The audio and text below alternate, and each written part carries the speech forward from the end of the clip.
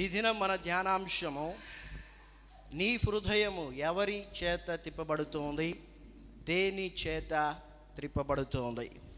మన యొక్క ధ్యానాంశమునకై రాజుల మొదటి గ్రంథం 11వ అధ్యాయం మొదటి 2 వచనాలను మనం చదువుకుందాం. మోయాబీయులు, ఏదోమీయులు, అమోనీయులు, సీదోనీయులు, హితీయులు అను జనులు మీ హృదయములను తమ దేవతల తట్టు త్రిప్పుదురు గనుక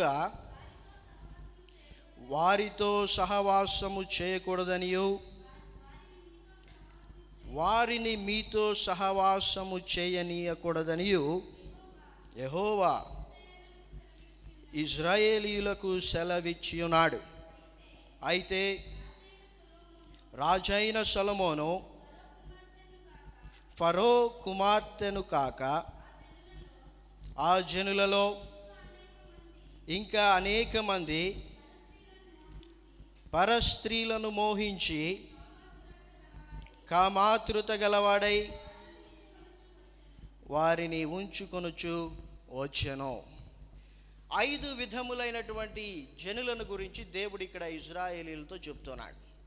ఈ జనులు మీ హృదయములను తమ దేవతల తట్టు త్రిప్పేటువంటి అవకాశం ఉంది, త్రిప్పేస్తారు. కాబట్టి మీరు వారితో సహవాసం చేయొద్దండి.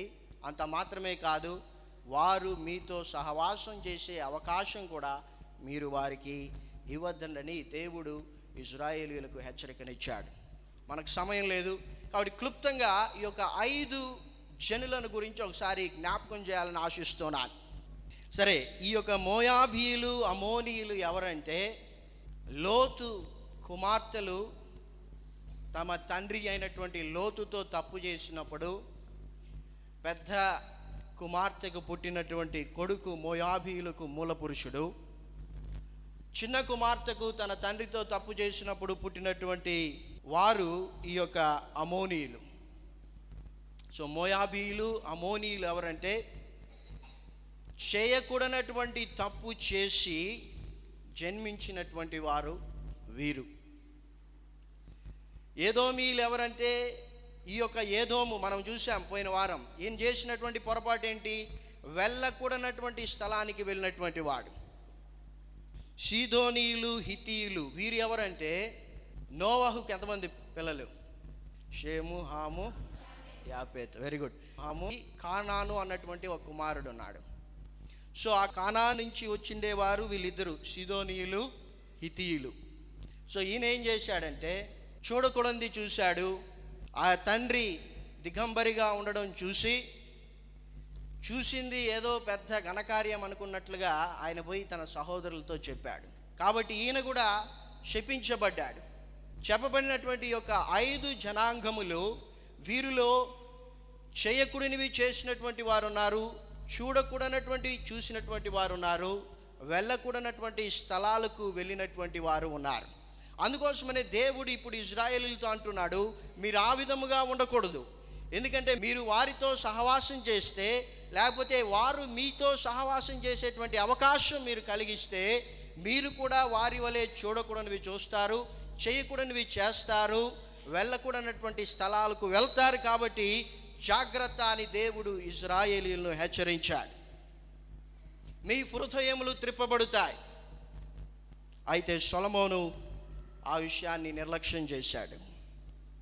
మొదటి రాజుల గ్రంథం 11వ అధ్యాయం 3వ వచనాన్ని ఒకసారి చదువుదాం. అతనికి 700 మంది రాజకుమార్తెలైన భార్యలను, 300 మంది ఉపపత్నులను కలిగి ఉండిరి.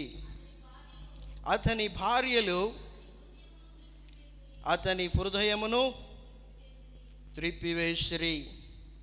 చూడండి, హృదయానికి ఉన్నటువంటి బలం ఏంటంటే, అందులో జీవధారలు ప్రవహించేటువంటి యాటిట్యూడ్ దానికి ఉంది. అట్ ది సేమ్ టైం దాంట్లో ఉన్నటువంటి బలహీనత ఏంటంటే, అది మోసకరమైనటువంటిది, బహుఘోరమైనటువంటి వ్యాధి కలిగినటువంటిది. కాబట్టి దాన్ని మనం ఎలా నడిపిస్తామో అలా అది నడిపించబడుతుంది. ఎందుకు నీ లైఫ్లో చూడకూడనివి చూడకూడదంటే, నీ హృదయం అన్నటువంటిది నీ స్వాధీనంలో ఉండగలిగినటువంటిది కాదు. అది సినిమా త్రిప్పివేయబడుతుంది. నీవేదన్నా ఒక చెడు స్థలానికి వెళ్తే అక్కడ నీ హృదయము ఆ విషయాన్ని బట్టి త్రిప్పబడేటువంటి ప్రమాదం ఉంది. 8వ వచనం చదవండి. తమ దేవతలకు ధూపము వేయుచు బలులను అర్పించుచుండిన పరస్త్రీలైన తన భార్యల నిమిత్తం అతడు ఇలాగూ చేశాను. చూడండి, సొలొమోను ఒక హృదయం అయితే ఇలా చేయాలని లేదు. ఇలా చేస్తే దేవునికి వ్యతిరేకమైనటువంటిదని కూడా సొలొమోనుకు తెలుసు. అయితే ఇప్పుడు సొలొమోను ఏం చేయాల్సి వస్తుందంటే, ఆయన హృదయం ఆయన దగ్గర లేదు. ఆయన హృదయం ఆయన భార్యలను బట్టి త్రిప్పబడుతూ ఉంది. కాబట్టి వారి భార్యల నిమిత్తం ఆయన ఏం చేస్తున్నాడంటే అన్య దేవతలకు ఆయన పూజ చేస్తున్నాడు. నీ హృదయంలో ఏదైతే ఉంటుందో దాన్ని బట్టి నీ హృదయం నడిపించబడుతుంది. సొలొమోను హృదయము ఎందుకు ఆయన భార్యల చేత నడిపించబడిందంటే, ఆయన హృదయంలో ఆయన భార్యలు ఉన్నారు. ఆయన మోహించాడు అన్నటువంటి పదం బైబిల్లో రాయబడింది. మత్తయి సువార్త 5వ అధ్యాయం 28వ వచనంలో యేసు ప్రభువు అన్నాడు, ఒక పురుషుడు ఒక స్త్రీని మోహపు చూపుతో చూచినప్పుడు తన హృదయమందు వ్యభిచారం చేస్తాడు. అంటే సొలొమోను మోహమును కలిగి ఉండడం ద్వారా దేవుడు ఆ హృదయంలో ఉండేటువంటి అవకాశం సొలొమోను ఇవ్వలేదు. ఎందుకంటే ఆయన హృదయాన్ని ఆయన అపవిత్రపరుచుకున్నట్లుగా మనం చూస్తూ ఉన్నాం. కాబట్టి నీవు చూసేటువంటి ప్రతిదీ నీ యొక్క ఆత్మీయ జీవితంపై ప్రభావితం చేస్తుంది. ఏదో చూడడమే కదా అని నీ ఆత్మీయ జీవితాన్ని నిర్లక్ష్యం చేస్తే నీ హృదయము నీ చేతిలో లేకుండా అయిపోతుంది. నీ హృదయమును నీవు తిప్పుకోలేనటువంటి పరిస్థితిలోనికి నీవు వెళ్ళిపోతావు. అది సాయంకాల సమయం ముందు మన హృదయాలను మనం పరిశీలన చేసుకోవాలి. ఎవరి చేత మన హృదయాలు త్రిప్పబడుతూ ఉన్నాయి? దేని చేత మన హృదయాలు త్రిప్పబడుతూ ఉన్నాయి? ఈ లోకము చేత త్రిప్పబడుతూ ఉంటే సొలొమోను ఏ రీతిగా అయితే ఆయనకి ఇష్టం లేకపోయినా, చేయకూడదని తెలిసినా, దేవుడు చేయొద్దని చెప్పిన అన్య దేవతలను పూజించాడో, అదేవిధంగా నీ లైఫ్లో కూడా ఒకవేళ ఈ లోక సంబంధమైనటువంటి విషయాన్ని బట్టి నీ హృదయం త్రిప్పబడుతూ ఉంటే, నీకు తెలుసు ఫలాంది చేయకూడదని, నీకు తెలుసు ఫలాంది దగ్గరికి వెళ్ళకూడదని, నీకు తెలుసు ఫలాంది చూడకూడదని, అయితే కూడా నీ లైఫ్లో వాటిని నీవు చేయాల్సి వస్తుంది. ఆయన భార్యల నిమిత్తం చేశాడని వాక్యంలో మనం చూస్తున్నాం. మీ హృదయం త్రిప్పబడుతుంది. కాబట్టి ఇశ్రాయేలీయులారా మీరు జాగ్రత్త. 2 విషయాలు చెప్పాడు. మీరు వారితో సహవాసం చేయొద్దండి, వారు మీతో సహవాసం చేసే అవకాశం ఇవ్వద్దండి. ఈ 2 హెచ్చరికలను దేవుడు ఇశ్రాయేలీయులకు మరొక విధంగా వారు అర్థం చేసుకునేటట్లు చెప్తున్నాడు. యెహోషువ గ్రంథం 24వ అధ్యాయం 23వ వచనాన్ని చదువుదాం. అందుకతడు, అలాగైతే మీ మధ్యనున్న అన్య దేవతలను తొలగద్రోసి ఇశ్రాయేలీయుల దేవుడైన యెహోవా తట్టు మీ హృదయమును త్రిప్పుకొనుడని చెప్పాను. దేవుడు ఇశ్రాయేలీయులకు సెలవిస్తున్నాడు, అన్య దేవతలను తొలగద్రోసి. నీ హృదయంలో, నీ మధ్యలో, నీ జీవితంలో, నీ కుటుంబంలో అన్య దేవతలు ఉన్నంత వరకు నీ హృదయాన్ని దేవుని తట్టు నీవు త్రిప్పుకోలేవు. కాబట్టి నీ జీవితంలో నీ హృదయం ఈ లోకము చేత త్రిప్పబడుతుందని నీవు గ్రహించి కూడా తిప్పుకోవాలని ప్రయత్నం చేస్తే కుదరదు. నీ జీవితంలో ఉన్నటువంటి లోక సంబంధమైనటువంటి ప్రతి విషయాన్ని నీవు తొలగా త్రోయాలి. గమనించండి, ఇక్కడ రాయబడినటువంటి పదాలు. 1 సమూయేలు గ్రంథం 7వ అధ్యాయం 3వ వచనాన్ని ఒకసారి మనం చదువుదాం. సమూయేలు ఇశ్రాయేలీయులందరితో ఇట్లనెను, మీ పూర్ణ హృదయముతో యెహోవా యొద్దకు మీరు మల్లుకొనిన ఎడల అన్య దేవతలను, అష్టారోతు దేవతలను మీ మధ్య నుండి తీసివేసి పట్టుదల కలిగి యెహోవా తట్టు మీ హృదయములను త్రిప్పి ఆయనను సేవించుడి. అప్పుడు ఆయన ఫిలిష్తీయుల చేతిలో నుండి మిమ్మును విడిపించును. కాబట్టి మొట్టమొదటిగా మన జీవితంలో మన హృదయం, మన జీవితం, మన చూపులు, మన చేష్టలు, మన నడవడిక ఎటువైపు తిరిగి ఉంది? ఒకవేళ లోకం వైపు తిరిగి ఉంటే అవన్నీ కూడా దేవుని తట్టు అవి మళ్ళాలని దేవుడు ఇజ్రాయేలీయులకు హెచ్చరికిస్తున్నాడు. దాని తర్వాత గమనించండి, అన్య దేవతలను, అష్టరోతు దేవతలను మీ మధ్య నుండి తీసివేసి పట్టుదల కలిగి యెహోవా తట్టు మీ హృదయములను త్రిప్పి ఆయనను సేవించిడి. అప్పుడు ఫిలిష్తీయుల చేతిలో నుండి యెహోవా మిమ్మును విడిపించును. ఒకవేళ ఈ సాయంకాల సమయమందు నీ జీవితంలో విడిపించబడలేనటువంటి బలహీనతతో నీవు బాధపడుతున్నావేమో, ఇక దీనిపై నాకు విజయం లేదు అని నీవు అనుకుంటున్నావేమో, అయితే దేవుని వాక్యం సెలవిస్తోంది, నీ జీవితంలో అది ఎంత పెద్ద సమస్య అయినా కావచ్చు, ఎంత పెద్ద బలహీనత అయినా కావచ్చు, ఎంత కాలం నుండైనా ఆ వ్యాధి ఉండొచ్చు, అయితే దాని నుండి నీవు విడిపించబడాలంటే మీ మధ్యలో ఉన్నటువంటి అన్య దేవతలను తీసివేసి. 2 విషయాలు దేవుడు ఇశ్రాయేలీయులకు చెప్తున్నాడు. యెహోషువతో అంటున్నాడు, మీ మధ్య ఉన్నటువంటి అన్య దేవతలను తొలగద్రోసి. ఇశ్రాయేలీయులతో ఆయన ఇక్కడ అంటున్నాడు సమూయేలు ద్వారా, మీ మధ్య ఉన్నటువంటి అన్య దేవతలను తీసివేసి. ఈ 2 పదాలను ఒక నిమిషం మనం ఆలోచన చేద్దాం. తొలగద్రోసికి ఉన్నటువంటి వ్యత్యాసం ఏంటి? తీసివేసే దానికి ఉన్నటువంటి వ్యత్యాసం ఏంటి?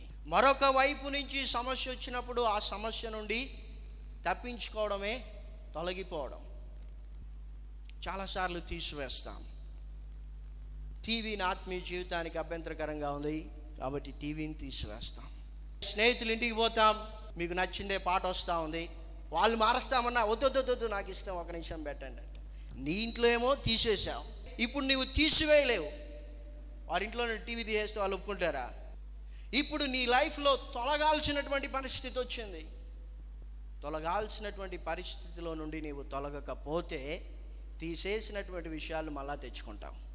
ఎన్నిసార్లు మన లైఫ్లో ఈ యొక్క సినిమాలు వద్దు, ఈ యొక్క చెడు స్నేహం వద్దు, లేకపోతే ఇంకేదో వద్దు, ఎందుకంటే ఇది దేవుని వాక్యానికి వ్యతిరేకమైనటువంటివి అని మన జీవితంలో నుండి తీసివేసి, మళ్ళా ఒక సమయం వచ్చినప్పుడు, వారిని చూచినప్పుడు, వారితో మాట్లాడే అవకాశం వచ్చినప్పుడు తిరిగి మళ్ళా పారవేసినటువంటి విషయాలు మన జీవితంలోనికి తెచ్చుకున్నాం.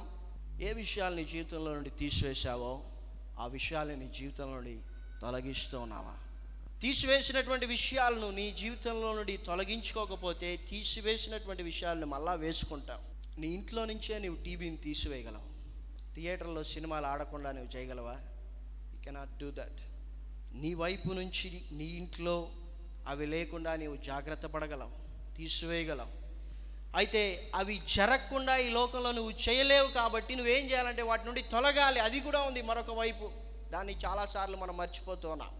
వారితో సహవాసం చేయొద్దు అని మనం జాగ్రత్త పడుతూ ఉన్నాం, కానీ ఎక్కడో మన లైఫ్లో వారు మనతో సహవాసం చేసే అవకాశాన్ని ఇస్తూనే ఉన్నాం. అందుకే సహవాసం చేయకూడదు అన్న వారితో సహవాసం చేస్తూనే ఉన్నావు. చూడకూడదని జాగ్రత్త వహించావు, కానీ ఎక్కడో ఈ లోకం వాటిని నీకు చూపిస్తుంది, దాని నుండి తొలగిపోకుండా చూసావు. అందుకే ఇప్పుడు చూడకూడదు చూస్తూ ఉన్నావు. సొలొమోన్ లైఫ్లో ఎగ్జాక్ట్గా ఇదే జరిగింది. ఆయన లైఫ్లో తొలగద్రోయాల్సినటువంటి వాటిని తొలగద్రోయకుండా, తీసివేయాల్సినటువంటి వాటిని తీసివేయకుండా ఆయన లైఫ్ ముందుకు కొనసాగించినప్పుడు ఇశ్రాయేలీయులు అన్నటువంటి దేవుని చేత ఏర్పరచబడినటువంటి జనం 2గా చీల్చివేయబడ్డాయి. ద ఓన్లీ రీజన్ ఎందుకు యూదావారు ఇశ్రాయేలు వారని చరిత్రలో 2 జనములుగా విభజించబడ్డాయంటే సొలొమోను చేసినటువంటి పాపాన్ని బట్టి. కాబట్టి మన లైఫ్లో మనము తొలగించుకోవాల్సినటువంటి విషయాలను తొలగించుకోకపోతే తీసివేసినటువంటి విషయాలను కూడా మళ్ళా వేసుకుంటాం.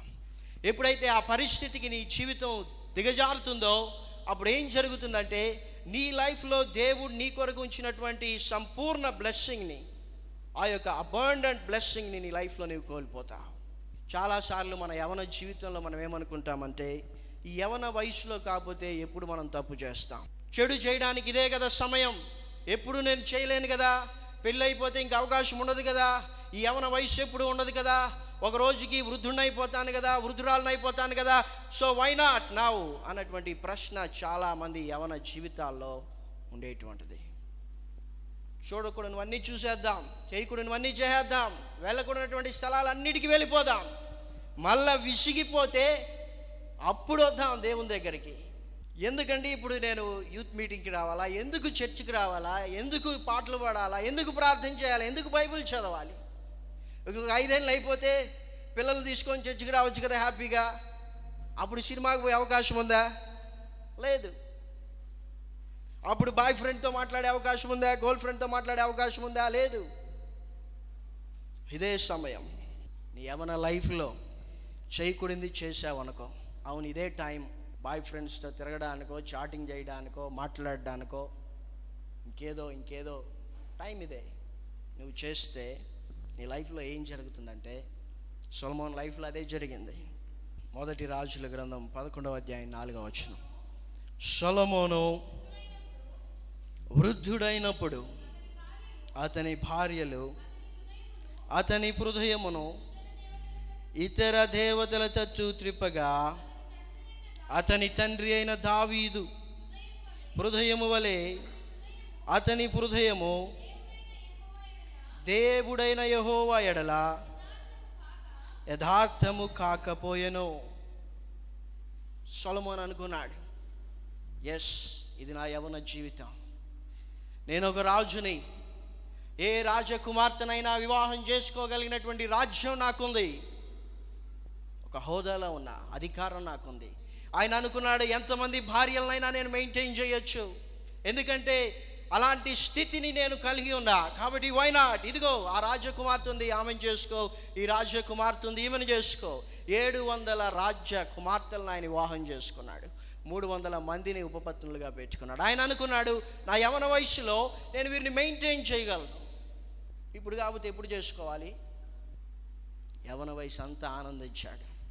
ఆయన అనుభవించింది ఏమీ లేదు. ఆయనే చెప్తున్నాడు ప్రసంగి గ్రంథంలో, నేను అనుభవించింది ఏమీ లేదు, లోకంలో ఉన్నటువంటి ఐశ్వర్యాన్ని అనుభవించాను, స్త్రీలను అనుభవించాను, లోకంలో ఉన్నటువంటి ప్రతి లోక సంబంధమైన ఆనందాన్ని నేను అనుభవించాను.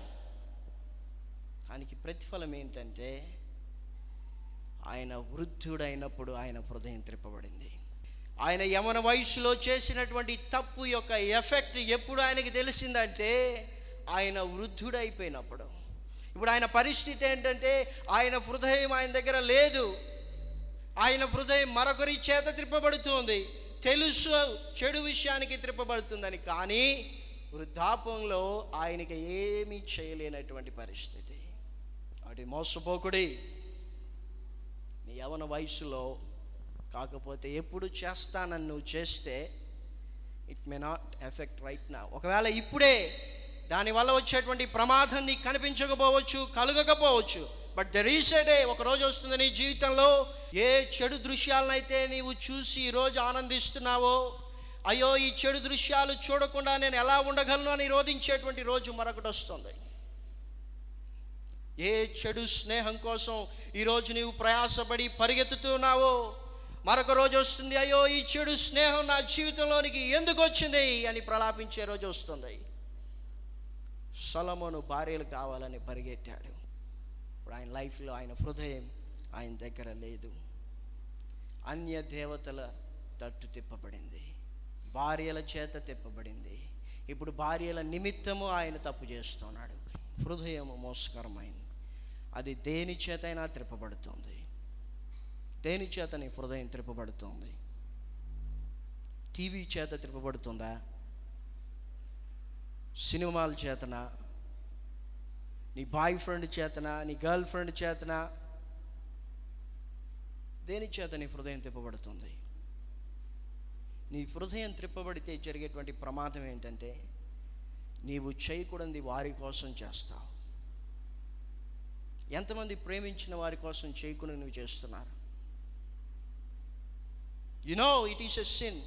అది పాపం అని నీకు తెలుసు, అది చేయకూడదని నీకు తెలుసు, కానీ నీవు ప్రేమించినటువంటి ప్రేమికుడిని బట్టో ప్రేమికురాలిని బట్టో దాన్ని నువ్వు చేయాల్సి వస్తుంది.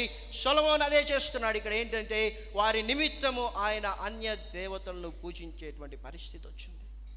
ఒకవేళ నీ హృదయం వేరే విషయాల చేత త్రిప్పబడుతూ ఉంటే, ఒక ధైర్యం దేవుడు ఈ సాయంకాల సమయం అందు మనకి ఇచ్చాడు. It is not over. ఎప్పుడు కూడా నీ ఆత్మీయ జీవితానికి ముగింపు అన్నటువంటిది లేదు. ఆ విషయాన్ని నువ్వు గ్రహించు. నీ హృదయం ఎవరి చేత త్రిప్పబడినా, దేని చేత త్రిప్పబడినా, తిరిగి దేవునికి ప్రార్థన చేస్తే, దేవుని వైపు నీవు చూస్తే, నీ హృదయమును తిరిగి ఆయన వైపు త్రిప్పేటట్లు చేయగలడు. విలాప వాక్యములు 5వ అధ్యాయం 21వ వచనాన్ని మనం చదువుకుందాం. యెహోవా, నీవు మమ్మను నీ తట్టు త్రిప్పిన ఎడల మేము తిరిగిదము. మా పూర్వస్థితి మరలా మాకు కలుగజేయము. కాబట్టి సాయంకాల సమయమందు ఇజ్రాయేలీలు చేసినటువంటి ఆ ప్రార్థన మనం చేయగలిగితే, ప్రభా మా ఆత్మీయ జీవితాలు నాయన చెడిపోయాయి, మా ఆత్మీయ జీవితాలు పడిపోయాయి, మా ఆత్మీయ జీవితాలు క్షీణించిపోయాయి, కాబట్టి మాకు ఆ యొక్క పూర్వస్థితిని కలుగజేయండి. తిరిగి మా ఆత్మీయ జీవితాలను బాగు చేయండి. మీరు మా హృదయాన్ని తిప్పండి. మీరు మా హృదయాలను త్రిప్పితే మా హృదయాలు మీ తట్టు త్రిప్పబడతాయి అని ప్రార్థన చేయగలిగితే మన హృదయం దేవుని తట్టు త్రిప్పబడుతుంది. యాకోబు పత్రిక 3వ అధ్యాయం 4వ వచనాన్ని మనం చదువుకుందాం. ఓడలను కూడా చూడుడి, అవి ఎంతో గొప్పవై పెనుగాలికి కొట్టుకొని పోబడినను ఓడ నడుపు వాని ఉద్దేశము చొప్పున మిక్కిలి చిన్నదగు చుక్కాని చేత త్రిప్పబడును. కాబట్టి ఏ విధంగా అయితే ఆ యొక్క ఓడ చిన్నదైనటువంటి చుక్కాని చేత త్రిప్పబడుతుందో, ఆ రీతిగా దేవుని యొక్క వాక్యము నిన్ను త్రిప్పడానికి శక్తి కలిగినది. నో మ్యాటర్ ఎన్ని అలలైనా రావచ్చు,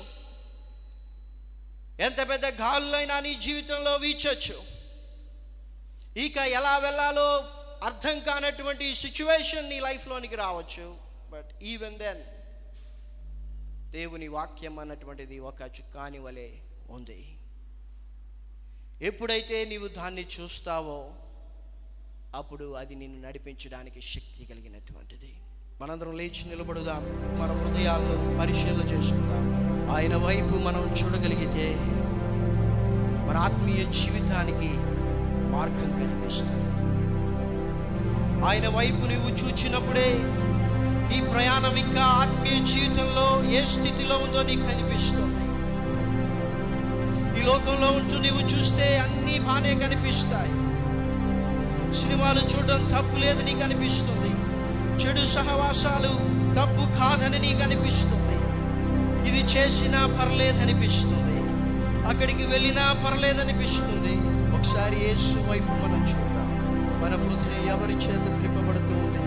దేని చేత అది త్రిప్పబడుతుంది? మన హృదయం ఘోరమైనటువంటిది, అది సినిమా తిప్పినా త్రిప్పబడేటువంటిది, నీవు ప్రేమించినటువంటి వ్యక్తి త్రిప్పితే త్రిప్పబడిపోయేటువంటిది, ఏ చెడు విషయానికైనా నీ హృదయము త్రిప్పబడేటువంటిది. ప్రియ బిడ్డ, నా హృదయమును ఈ లోక సంబంధమైనటువంటి విషయాలు తిప్పుతున్నాయి. అందుకే నా జీవితంలో నేను చేయాలా అనుకున్నటువంటి వాటిని చేయలేకపోతున్నాను, చేయకూడదు అనుకున్నటువంటి వాటిని చేస్తూ ఉన్నాను. ప్రభువా, మీ వాక్యాన్ని చదవాలని నాకు తెలుసు, కానీ నా జీవితంలో ఎందుకు చదవలేకపోతున్నానంటే ఇదిగో ఫలాని విషయాన్ని బట్టి నా హృదయం త్రిప్పబడుతూ ఉంది. అయ్యో, ఈ పాపం నా జీవితంలో ఒక బలహీనతగా ఉండిపోయింది, ఈ చెడు స్నేహం నా జీవితంలో ఎప్పటికీ మిగిలిపోయేటువంటిదిగా ఉంది, ఈ యొక్క బలహీనత నుండి నాకు విడుదల లేదా, ఈ వ్యాధి నుండి నాకు బాగుపడేటువంటి అవకాశం లేదా? ఉంది. ఎప్పుడంటే నీ హృదయమును దేవుని తట్టు త్రిప్పినప్పుడు. నీ హృదయం దేవుని తట్టు త్రిప్పబడాలంటే నీలో నుండి తొలగించుకోవాల్సినటువంటి విషయాలను నీవు తొలగించుకోవాలి. నీ జీవితంలో నుండి తీసివేసుకోవాల్సినటువంటి విషయాలను తీసి పారవేయాలి. ఈ లోకం చూడకూడని నీకు చూపిస్తుంది. కాబట్టి వారితో నీవు సహవాసం చేయొద్దు. ఈ లోకంతో సహవాసం నీకు వద్దు. వారు నీతో సహవాసం చేసేటువంటి అవకాశము నీవు ఇవ్వవద్దు. ఎందుకంటే ఇవి రెండిట్లో ఏది జరిగినా నీ ఆత్మీయ జీవితం నశించిపోతుంది. దేవుడు నీ పట్ల కలిగినటువంటి సంపూర్ణ బ్లెస్సింగ్ నీవు కోల్పోతావు. ఇదిగో నా జీవితంలో నేను ఏవైతే చూడకూడదు అనుకున్నానో ఇప్పుడు అవి చూడాల్సినటువంటి పరిస్థితి నా జీవితంలో వస్తుంది. ఈ లోకం వాటిని నాకు చూపిస్తోంది. నేను ఎవరితో స్నేహం చేయకూడదు అనుకున్నానో ఇదిగో తండ్రి ఇప్పుడు అటువంటి వారితో స్నేహం చేసేటువంటి అవకాశం నాకు వస్తుంది. ప్రభువా, వ్యర్థమైన వాటిని చూడకుండా నా కన్నులను త్రిప్పివేయండి తండ్రి. వ్యర్థమైన వాటిని అనుసరించకుండా నా హృదయమును త్రిప్పివేయండి ప్రభువా చెడు స్నేహములు చేయకుండా నా హృదయమును త్రిప్పివేయండి.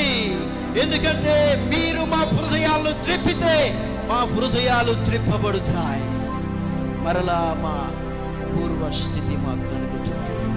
నా హృదయం అన్నటువంటి నావలోనికి నావికుడైనటువంటి యేసయ్యా మీరు రండి అని మనం అడిగితే, నీ హృదయం అన్నటువంటి నావలోనికి ఆయన రావడానికి ఇష్టపడుతూ ఉన్నాడు. ఒక నావికుడిగా నీ హృదయం అన్నటువంటి నావను దేవుని వాక్యమైనటువంటి చుక్కాని ప్రకారము నీ ఆత్మీయ జీవితాన్ని నడిపించడానికి ఆయన ఇష్టపడుతూ ఉన్నాడు, సిద్ధంగా ఉన్నాడు. నా జీవితంలో, నా కుటుంబంలో ఉన్నటువంటి ప్రతి విధమైనటువంటి చెడును తీసివేయండి, చెడు స్నేహాలను తీసివేయండి, చెడ్డ మాటలను తీసివేయండి, చెడు చూపులను తీసివేయండి, చెడు నడవడికను తీసివేయండి ప్రభువా, తొలగించండి. ప్రార్థన చేస్తున్నాను. పరలోకమందున తండ్రి, మీ పరిశుద్ధమైన నామమును బట్టి మిమ్మల్ని స్తుతిస్తున్నాను. ఒక ఉద్దేశంతో ప్రభువా ఈ యవన బిడ్డలను మీరు ఈ యొక్క స్థలానికి నడిపించారు, అందును బట్టి మిమ్మల్ని స్తుతిస్తూ ఉన్నాం ప్రభువా. ఇక్కడ ఉన్నటువంటి ప్రతి యవన బిడ్డ జీవితంలో మీరు ఒక ప్రత్యేకమైనటువంటి ఆశీర్వాదమును మీరు వారి కొరకు ఉంచారు. ఆశీర్వాదం, ఆ దీవెన, ఆ సమృద్ధి, జీవము వారి జీవితాల్లో ఇవ్వాలని మీరు ఇష్టపడుతూ ఉన్నారు. వ్యర్థమైన వాటిని చూడకుండా మా కనులను త్రిప్పివేయండి ప్రభువా, మా హృదయాలను త్రిప్పివేయండి తండ్రి, మా చేతులను త్రిప్పివేయండి, మా పాదాలు త్రిప్పివేయండి, మా జీవితాలను, మా కోరికలు, మా ఆలోచనలు సమస్తము తండ్రి మీ వైపు త్రిప్పబడుటకు మీరు శక్తిని దయచేయండి. మా జీవితాల్లో మీరే నావికుడిగా ఉండి మీ వాక్య ప్రకారం మమ్మల్ని నడిపించమని మమ్మల్ని మీ దయగల హస్తాలు అప్పచెపుతూ యేసు క్రీస్తు నామమున ప్రార్థిస్తున్నాను తండ్రి, ఆమేన్.